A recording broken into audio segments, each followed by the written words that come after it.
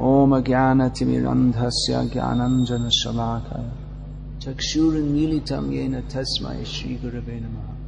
Just like the strength of fire within fuel wood, the Lord remained within the water of dissolution, submerging all the living entities in their subtle bodies. He lay in the self-invigorated energy called Kala. Purport.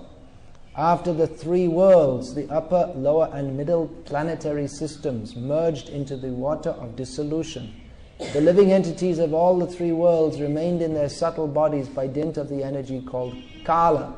In this dissolution, the gross bodies became unmanifest, but the subtle bodies existed, just like the water of the material creation.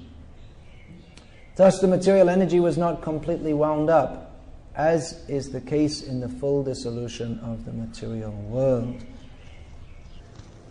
In the description of the partial destruction is described how Supreme Lord Vishnu,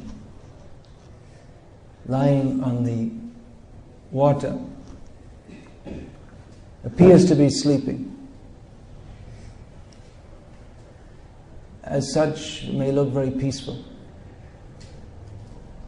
Peaceful, yes, but that he's sleeping and that he's peaceful doesn't mean that he's not powerful. The example is given of fire within wood. When we see wood, it looks like it's just some dead object. Of course, there's living wood and there's dead wood, both. But it's we don't expect any action from wood. It's sometimes to demonstrate the difference between living organism and dead matter. If there's a wooden table, we say, like this. This is dead matter. But within the wood, there's great power. The power of fire. We wouldn't expect just by... Of course, now we're experienced, so we know, we've seen wood burning, but if we see a piece of wood, it doesn't look like there's any potency in it whatsoever, but the potency of fire is so powerful. It's not easy to stop fire once it's started, and very quickly gets out of control. Therefore it's said that fire, disease and death should be dealt with quickly, because otherwise, if in the beginning it might be possible to control, but if it's allowed to go on, its effect will be devastating. Sometimes this, actually almost every year in the summer, there's some big forest fires, sometimes in France, sometimes in China, and it's out of control. All the fire brigades come, but they can't control it. Out of control. So, very powerful. All of man's modern technology, with all his technological advances, they can't control the forest fire that lays waste to huge areas of land. So this example is given in relation to Lord Vishnu, who looked very peaceful and sleeping, but very powerful. It's just an example, because the power of Lord Vishnu is far more than that of the power of fire within wood. Whatever power is there within wood comes from Lord Vishnu. All power comes from him only. But it's an example given. The Shaka Chandranyai, that we to show the moon, first we show, you see the branch of the tree? And see behind that some big ball, that's the moon. So, pointing to something close that we can understand, and then having got our attention, then we demonstrate the point that we want to speak about. So, in our conditioned state, we don't have experience of Lord Vishnu, and even if we had, it's not possible to fully describe it, so an analogy is given to help us better understand how Lord Vishnu, although appearing as if just sleeping, but actually extremely powerful, even though that power is not manifest. More powerful than the fire in wood is the power of the jiva. The jiva is nothing as powerful as Lord Vishnu, but still more powerful than matter. Modern scientists, by splitting the atom, how do they describe that in terms of quantum mechanics? How can you split an atom in terms of quantum physics? Because it doesn't exist as any quantum physicist here. It doesn't exist as an object. So how can it be split? I have to ask Rasaraj that one. Anyway, they split the atom and released a tremendous amount of power. The atom is so small it cannot be seen in the microscope, but when it's split, it releases such power that it rearranges the atoms all around it in a spectacular manner. It blows everything to pieces. So that's spectacular power within the atom. Within the jiva, there is also the power to transcend matter. But he doesn't know. And therefore, he is migrating within this material world, subservient to matter. Sometimes he may get some information that I am superior to matter, but not understanding how he's superior to matter. He takes shelter of impersonal philosophy, and which is actually a product of matter, which he thinks is spiritual, but it's actually a product of matter. And therefore, even though he even appears to have liberation by following that process, he remains within the clutches of Maya. Therefore, it's called the last snare of Maya, to consider that one is liberated or is capable of being liberated by this impersonal philosophy. He didn't actually, the power of the jiva, it has to be awakened by linking with the supreme powerful. Otherwise, a little power is manifest, but the actual power of the jiva depends upon him being subordinate to the supreme powerful, and then he gets granted the power to come into the sannidhi,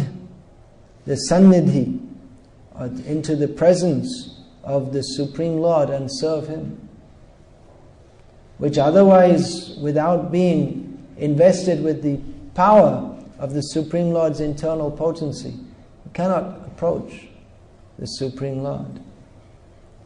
How can the jiva serve the Supreme Lord? He is so tiny, infinitesimal, and the Supreme Lord is infinite. How can the jiva serve the Supreme Lord when he is sufficiently empowered by the internal potency?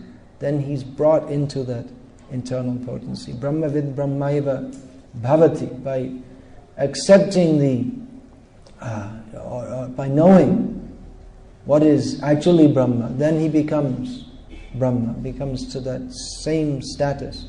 But the impersonalists, they simply think they know. Now I know what is Brahma. I know, Aham Brahmasmi. Yes, I know what is Brahma. Aham Brahmasmi. I know. Therefore, Brahmavid Brahmaiva Bhavati. Now I became Brahma, I became the Supreme. So it's a mistake, but they think, due to misunderstanding of the Vedic aphorisms, they mistake that, now I became God. It's just in their imagination. So the power that is inherent in the jiva, that is to be awakened. There are many cases where people don't know their own power. They don't, or they may know it and they withhold it. Hanuman, he was not exactly cursed, but in his childhood he was so powerful as a child that just, you can imagine a child playing.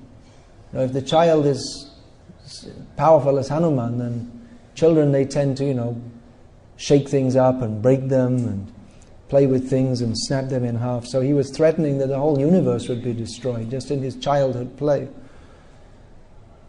And he wanted to go and catch the sun. He saw the sun in the sky. What's that? And he was going to go and catch it. It would have caused a cosmic disaster. So all the demigods, they came together and said, okay, they gave him the benediction, not a curse, that he would forget his power until it was actually a fit time for it to be manifest. So he manifested his power. He jumped over the ocean to Lanka. That was the beginning. Which even Lord Ram himself didn't do. Ram had to build a bridge. That was also an unusual bridge, spectacular bridge. No engineering feat since then has matched it, of having stones floating on the water. But Hanuman, he didn't need a bridge. He just jumped. So his power became, he had the power, but he didn't know. So if he didn't know, he won't try to go and catch the sun anymore, for instance. So that name he got, Hanuman, when Indra with his thunderbolt broke his jaw, then he became Hanuman. Otherwise he was known as Anjaneya. Then when he was going to catch the sun, so Indra just gave him a little slap. But if you give the child a slap to restrain him, but Hanuman, any normal slap, what's he going to do to him? So Indra had to throw his thunderbolt at him, which would normally, thunderbolt's enough to wipe out half the universe at a time, but for Hanuman it just made a little crack in his jaw. Therefore it became Hanuman. So he wasn't realizing his power, and after the battle of Lanka he again withdrew it. He didn't, after the Ram Leela was over, he withdrew that again, and we next find him in Puranic history lying in the middle of the road. When Bhimsen was coming to find out some nice flowers for Draupadi, so he went long way up towards the heavenly sphere, towards the abode of Kuvera, and as he was going along the path, he saw one big monkey blocking it. So they had a little discussion, and then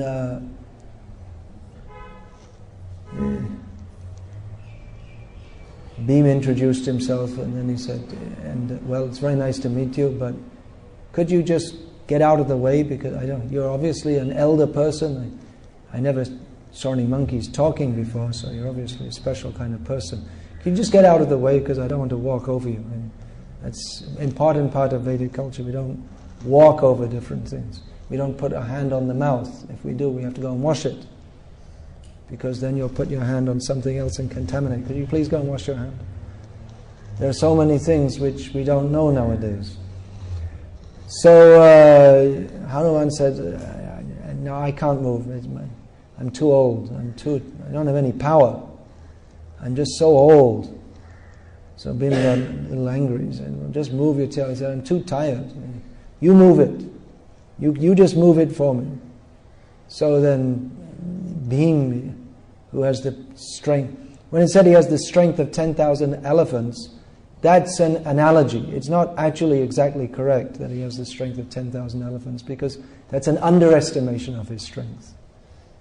If we say that about someone else, he has the strength of 10,000 elephants, it's like, and it's just to say he's a very powerful person. But in the case of Bhimsen, it's an analogy, just like the fire within wood compared to the Supreme Lord. It's an underestimation. So Bhim, just with his left hand, which is he's getting a little insulting here, with his left hand, just went to flick the tail aside, He couldn't move it. He tried with 2 hands, and then he opened his obeisance. Who are you anyway? He said, I'm your brother. They're both sons of Vayu, and my name is Hanuman. Oh, I heard about you.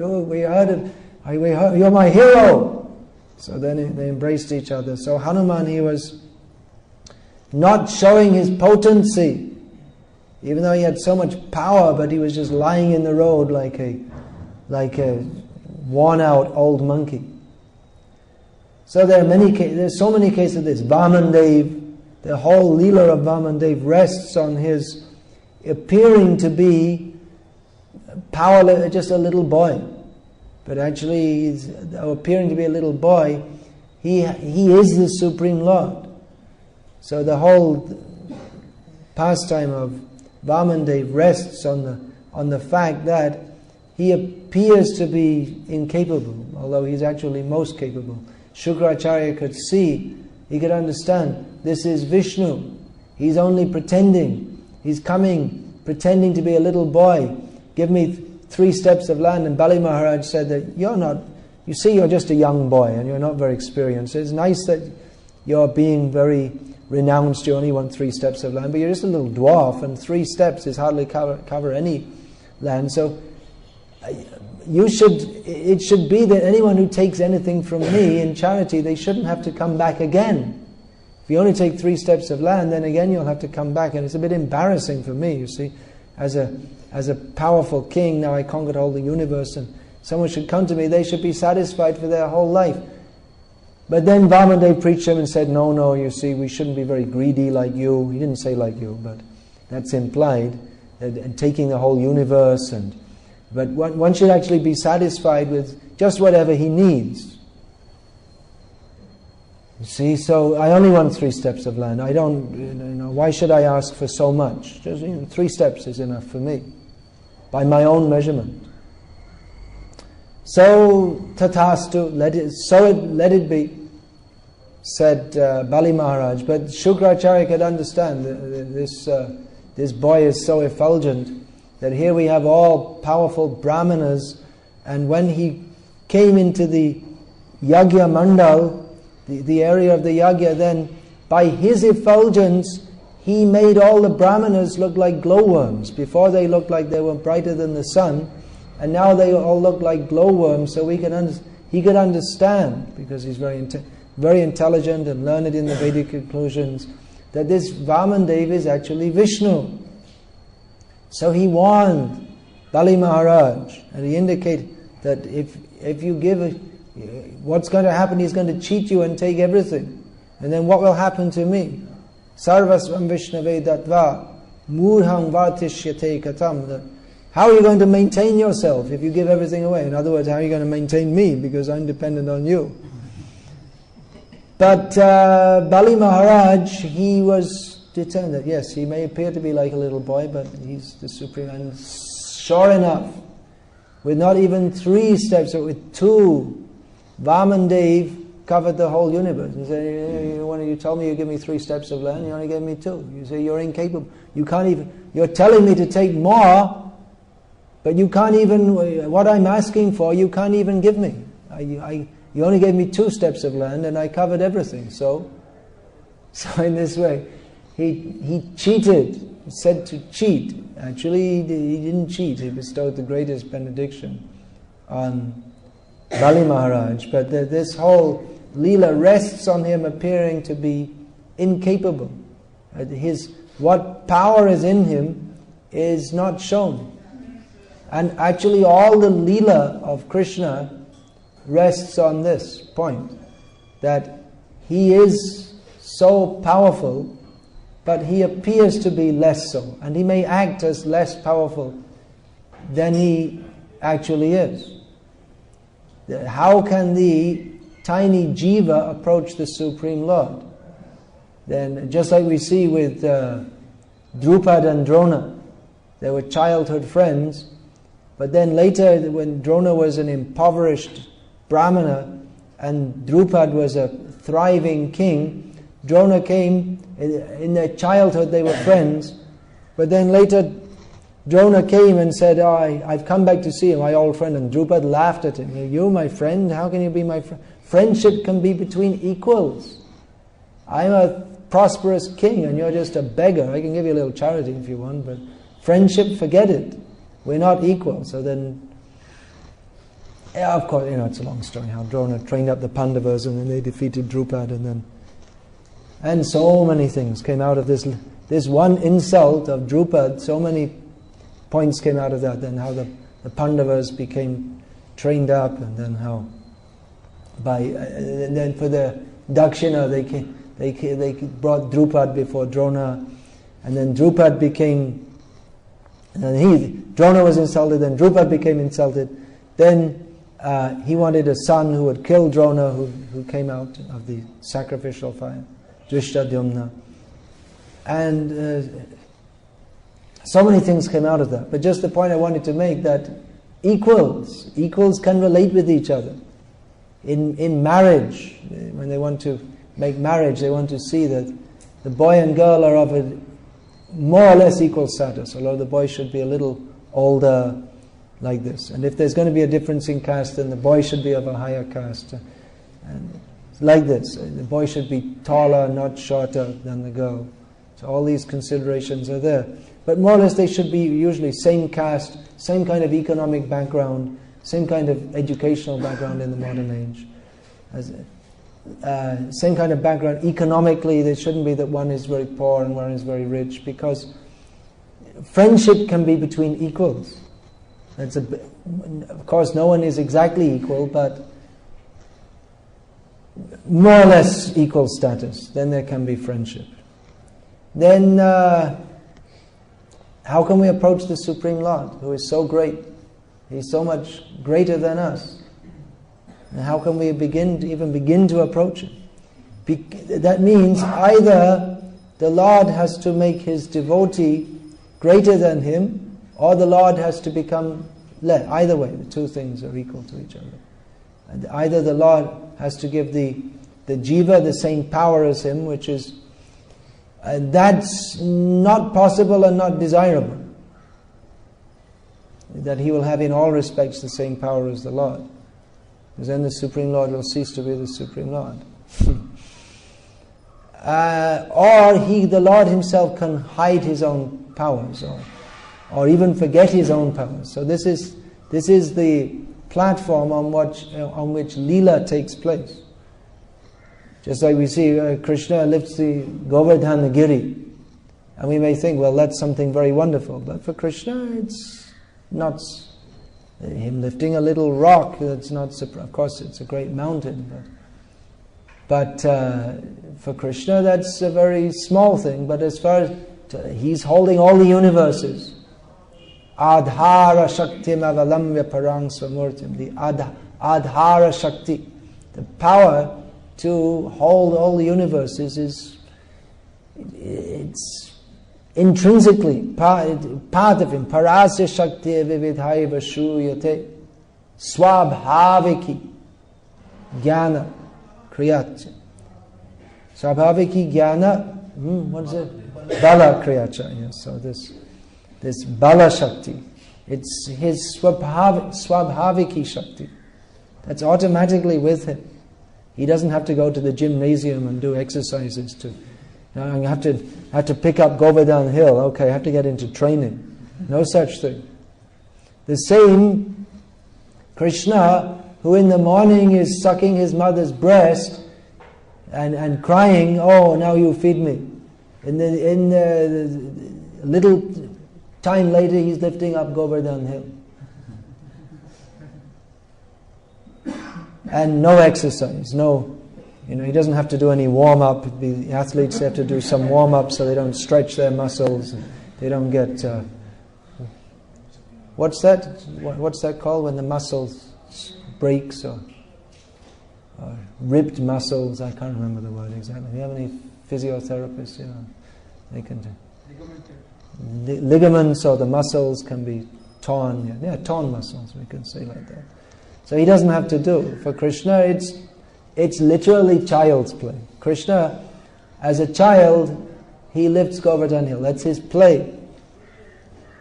We see children, they make fantasies that we are fighting in big battles, but it's only children's play. But Krishna, actually, for his child's play, he kills Agha, Baka, Putana, all family members, and other different demons, just for play. For Krishna, it's play. They don't have to pretend that we're playing with big demons, but actual real demons come, and very powerful demons, and Krishna kills them. So for Krishna, killing the demons, it's a very easy thing. But there's some play. It may appear that Krishna is not capable. He actually entered the mouth of Bakasura and Aghasura, and he was apparently captured by Kaliya and dragged underwater. So Krishna, he doesn't have to fight with these demons to kill them, but just by his Ichha Shakti, simply by his desire, the demons can be killed. But then where's the fun? And there's no fun. So Krishna fights, and fight means it may appear that they're on an equal level. Krishna doesn't show his whole power. Otherwise, just like when he was fighting with Hiranyaksha, he went through a whole big fight, and at some point it seemed that Hiranyaksha was defeating Varahadev, but then in the end he just flicked him nonchalantly. After being smitten with the club of Hiranyaksha, and then appearing to be, his own club fell down, and then appearing to be fighting with an equal opponent, then all the demigods, they said, could you please finish him off soon? We're getting a little anxious here. I said, okay. And just give him a little flick and he was finished. Okay, all right, I'm God. But demigods are getting afraid here. So just give him a little flick. Okay, finished. So the Supreme Lord is always far more powerful than any others.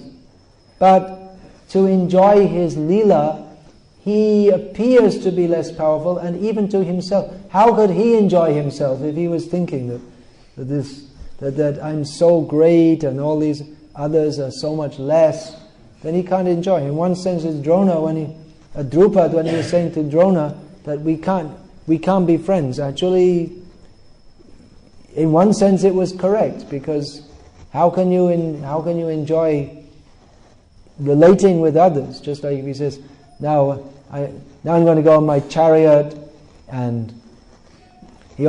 but Drona doesn't have a chariot, so then he has to bring him on his chariot. So then where friendship means dadati pratigrithnati, so one friend has to give something to the other, and the other friend gives something back. But if one is very rich and the other is poor, then how can the poor one give to the rich in the same way that the rich one is giving to the poor?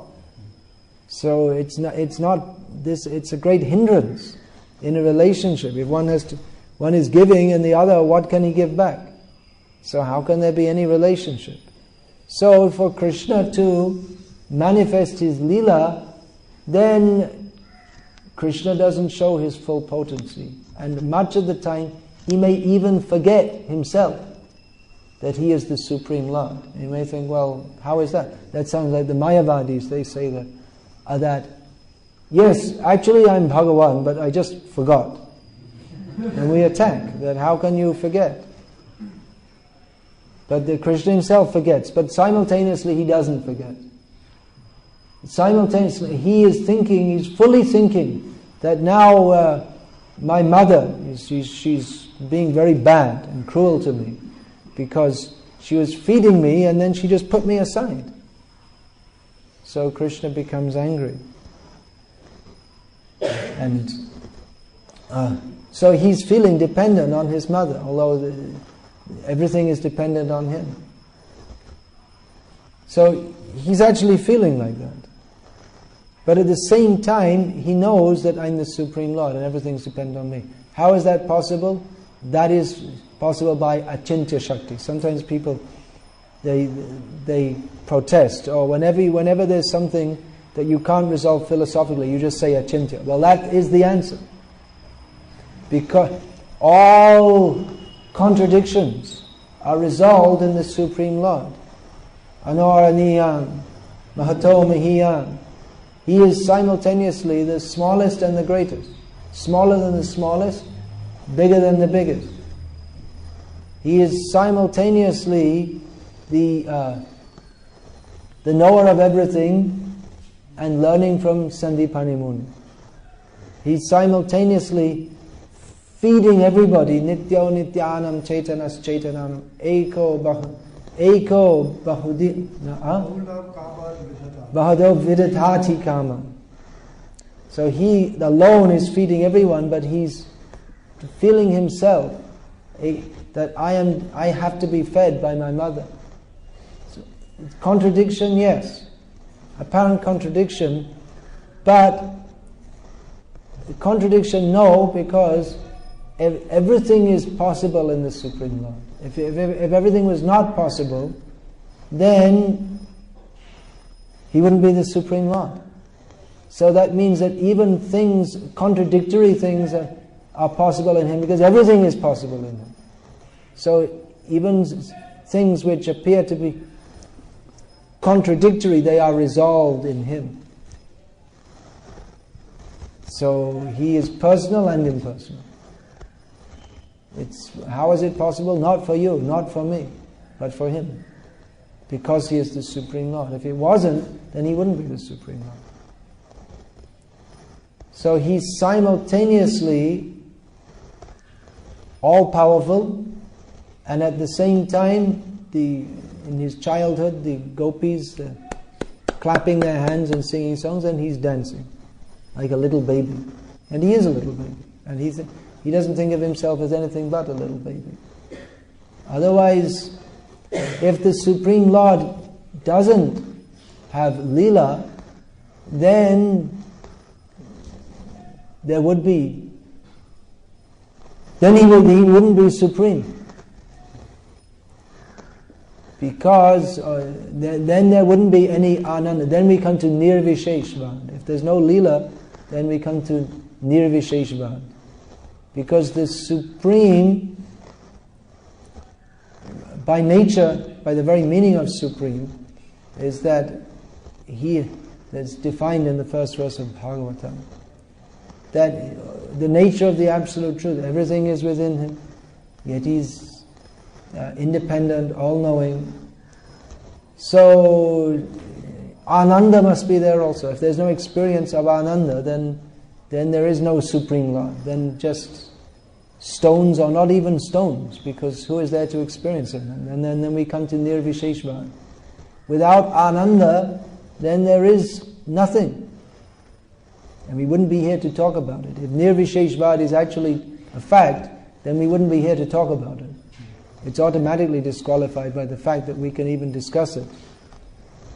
Then everything is that we can discuss it and try to convince someone about it. That automatically proves that there is Vaishishthya. There's not Nirvishesh. There is different specific characteristics of every different object. So the Supreme Lord, he is Anandamaya. He is not devoid of Ananda. Rather, he is Anandamaya. He is known. His very name is Anandamaya, full of bliss. But how is that bliss produced? From drinking Coca-Cola? No. Yes, in some sense the Supreme Lord enjoys bliss by eating, smelling, touching, tasting, feeling. But that in itself is not a source of pleasure. The pleasure one gets from drinking milk is not just the pleasure of the flavor, but the pleasure of it being offered with love. That's why Krishna likes to drink the breast milk of Yashoda, not Putana. Not Padma, mother of Kamsa. He doesn't like to drink her breast milk, nor does she like to offer it. So Krishna, he accepts the love. Patrang pushpang palang toyang yome bhaktya prayachati. He specifies that if you offer me with bhakti, leaf flower fruit water, then I will accept. Yume bhakta prachi tadahang bhakti uparitam ashnami prayatatmanam. Duryodhana offered Krishna all kinds of facilities and nice food, and Krishna said, I don't want it. He bluntly told him on his face, you're not offering this out to me with affection. You're simply offering it because you want to win me over to go against the Pandavas. You have no love for me. I will not accept it. You have offered me all the nice place to stay. I'm going to go and stay with Vidur. He's my devotee. So Krishna, even so, nice foods were offered. First class foodstuffs, first class residence. Krishna not interested. Doesn't want to stay. Is not offered with bhakti. We may think that we have to learn how to perform the archan process. You have to learn this mantra and this mudra and this and that. Prabhupada described not much mantra needed. That's unusual. Not much mantra needed. Prabhupada said that the most important thing in archan, you bring something and offer it to Krishna. And you say that, my dear Krishna, I am the most wretched person, but anyway I'm just trying to offer this to you, please accept it. So with that mood, Krishna will accept. And otherwise, big mantras, svaras, and this, that, the other. But if there's no bhakti, Krishna won't accept it. We can build a big, opulent temple and make many pujas and this and that, but if Krishna is not pleased, then why should he accept? So, Leela, that is Ananda Chinmaya Rasa. That is for the producing blissful, non-contaminated, spiritual rasa. Rasa means that which produces a sense of wonder, something wonderful. So, Krishna Leela is wonderful, full of, at every moment, full of wonderful experiences in relationship with Krishna. So, but that rasa is produced not from objects. Rasa, there may be nice food, but the food, we say food has ras. There are different rasas. The salty, spicy, astringent, sour, sweet. Bitter, yeah. 6 rasas. But that literally refers to taste. But the Ananda Chinmaya Rasa, it's not, someone may give nice food, but the Ananda Chinmaya Rasa, which comes from eating that food, doesn't come from the food itself. That's why Krishna didn't accept Duryodhana's food. But he accepted the banana peels given by the wife of Vidur. She was peeling the banana. Oh, Krishna has come. I only have some bananas. Give him bananas. Peel the banana and give to him. But in ecstasy, giving the banana peel, and Krishna was eating. And then Vidur said, hey, look, you have to give the banana. Okay, and then started eating the banana. But he said, actually the banana peels were better. Because of the bhakti. Krishna is accepting the bhakti. Not exactly the ghee and the kesar and the badam, but where's the bhakti? Krishna wants, where's no bhakti? Take it away. Give it to the dogs. Not for me. So Krishna is accepting that he's finding the rasa in that. So rasa comes by personal exchange. Not from, that's why no one can be happy with gold and diamonds and power and position, because there's no chinmaya rasa. There's no, gold cannot make one happy, diamonds cannot make one happy. There may be the feeling that I shall be happy by having the feeling of possession. But if one has no one to show it to, there's the same objection that Arjuna was making, that if we kill all our relatives, how are we going to enjoy the kingdom? Because how are you going to enjoy it with? You have to have your friends to show off and relate with them. So you may have diamond, and if one is living on a desert island, it doesn't make alone, then you may have boxes full of diamonds and gold, but it won't make any difference. You're in the same position as someone living on the desert island without boxes of diamonds and gold. They're of no use to you whatsoever. The only use of diamonds and gold is to show off to others. That you see, I'm so great. I have these diamonds and gold. So that's on the material sphere. There's some perverted rasa experienced by showing I'm greater than others. But the true rasa comes from sharing with others, from sometimes becoming less than others. If one is always superior to another, then one cannot have a very intimate relationship. That's why in Vaikuntha, it's not considered very intimate. Only goes up to the first level of Sakya. Apart from Lakshmi Devi, only the first level of Sakya, Gaurav Sakya, the friendship in awe and reverence. But Vrajaras is going Sakya with Vishramba, the intimate friendship, Vatsalya, and Shringar or Madhuras. They're very intimate. That's described that Krishna, he prefers the scolding of the gopis. You rascal, get out of here. I'll never see you again. Don't ever show your face to me again. Krishna enjoys that more than the chanting of the Vedic hymns.